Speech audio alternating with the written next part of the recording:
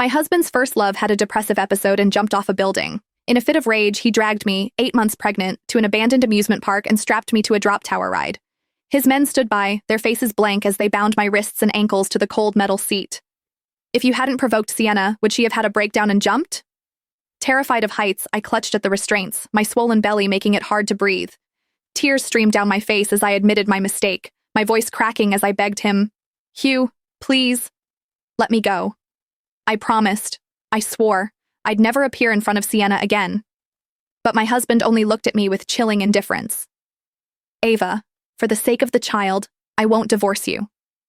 His voice was calm, almost gentle, but it only made the next words colder. "But the pain you've caused Sienna, I want you to pay it back 100, no, 1,000 times over." Hugh ordered the ride to be set to run nonstop for an hour, then turned and walked away without a backward glance. The machinery groaned to life, the seat jerking beneath me as the tower rose higher and higher. I fought against the restraints, screaming until my throat felt raw. Every time the ride plunged, my stomach flipped, the terror so intense I thought I might lose consciousness. Then, on one brutal drop, pain ripped through my body, sharp, hot, and unstoppable. A rush of fluid gushed between my legs, soaking my dress and the seat beneath me. The next day, Hugh finally remembered that I was still there. "Ava, Sienna is fine now," he said, his voice devoid of concern. "As long as you apologize to her, I'll let you down." What he didn't know, what none of them knew, was that the platform had already been drenched in blood for hours. My baby had been torn from my body somewhere between the sky and the earth, reduced to nothing but mangled flesh and silence. Dr. Jason called this morning. That woman is avoiding her prenatal checkups. What trick is she playing to get my attention this time? Hugh frowned, a trace of disgust flashing through his dark eyes.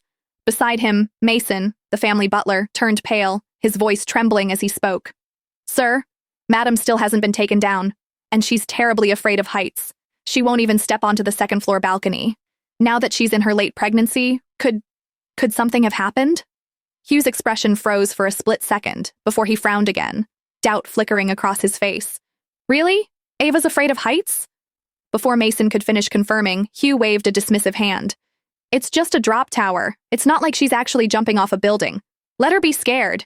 It might teach her a lesson so she won't bully Sienna again." Mason lowered his head and dared not say another word.